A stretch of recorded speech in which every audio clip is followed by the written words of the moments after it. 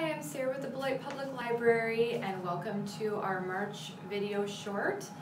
Today we're going to talk a little bit about the treble clef, which is this fun symbol here that's really fun to practice drawing if you want to try that.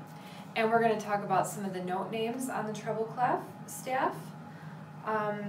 So for the spaces, it's really easy to remember that the spaces spell face.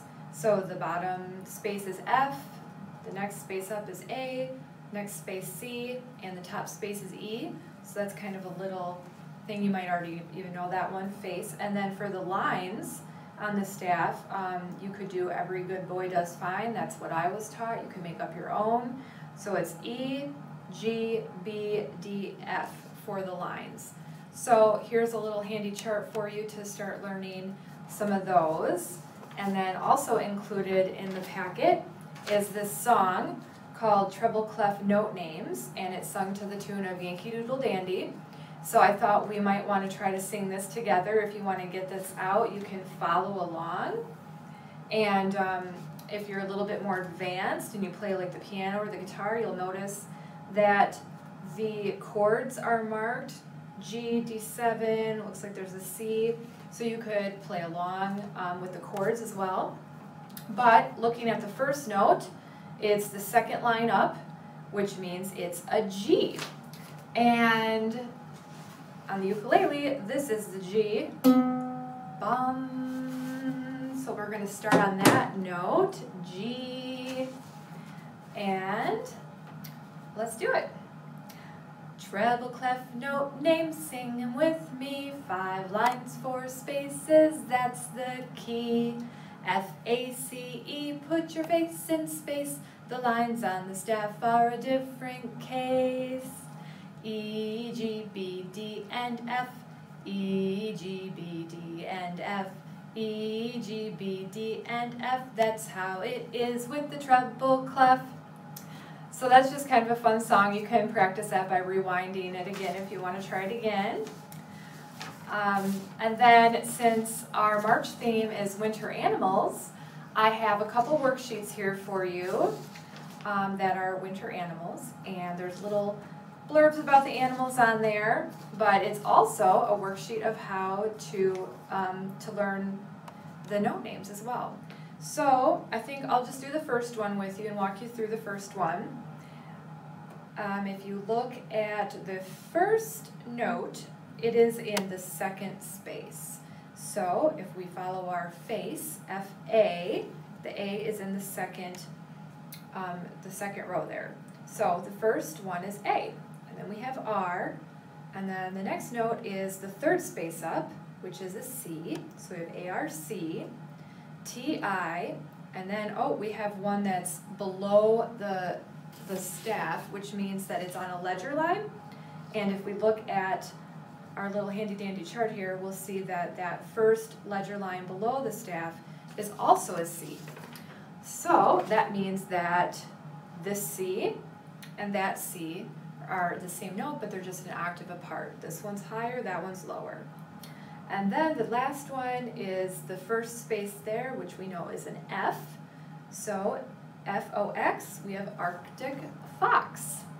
So there's a bunch more to do, and this will help you figure that out. There's also an answer key if you get stuck, so try doing those fun worksheets at home.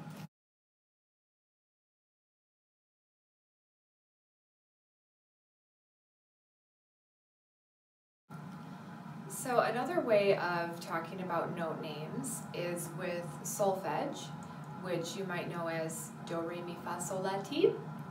So those also represent the names on the staff in any given key. And do is the root note. And you might know this song, Do, Re, Mi, from The Sound of Music. It's one of my favorite musicals. So we're going to sing this song today. Let's start at the very beginning. It's a very good place to start. When we read, we begin with A, B, C.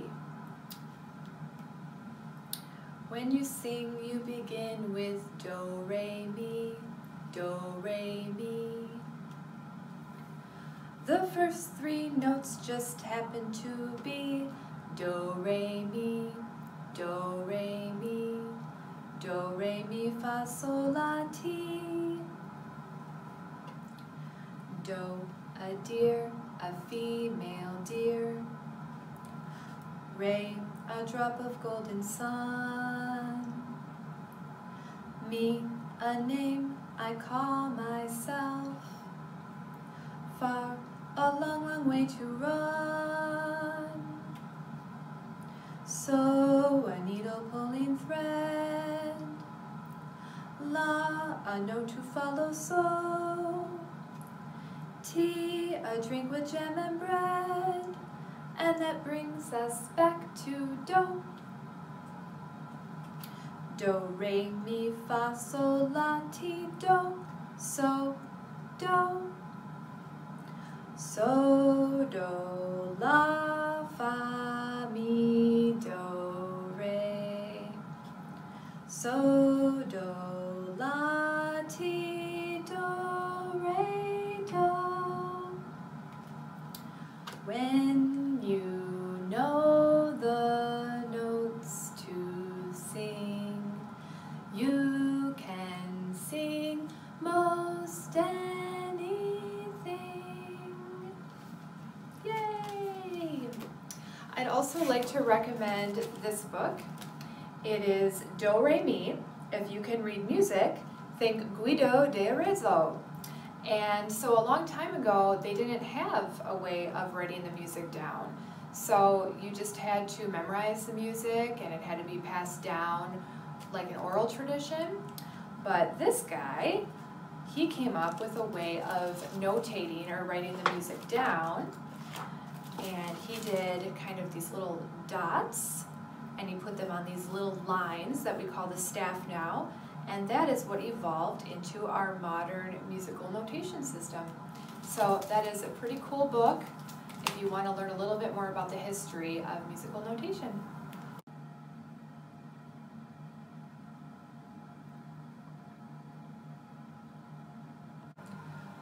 All right, now I would love to make a little harmonica craft with you.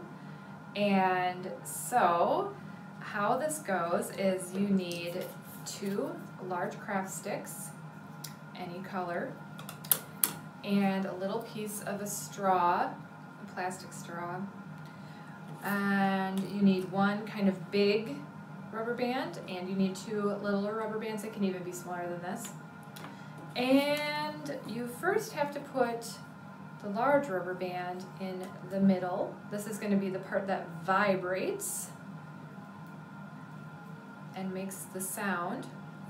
And then you just have to put these little straws on here and near the ends. Put the other craft stick on the top. And then, oops, I found that putting these right at the end, like right near the edge, and not tightening them too tight. Don't over tighten it, or else it won't really sound like much. So you just kind of fasten the 2 sticks together this way. And then when you blow through here, that rubber band is going to vibrate and create a sound. That's a pretty crazy sound. And you can adjust the rubber band or the straws and stuff to see if it changes anything. That made a really high one. This one that I did, you can put stickers on it if you want to decorate. This one makes a little bit of a different sound.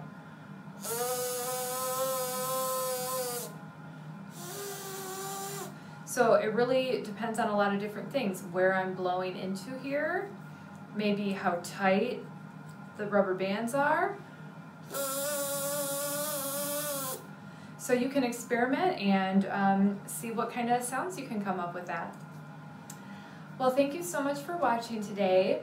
Make sure to check out the other Library Shorts videos from the other area libraries. And I hope to see you in the library soon. Have a great day. Bye.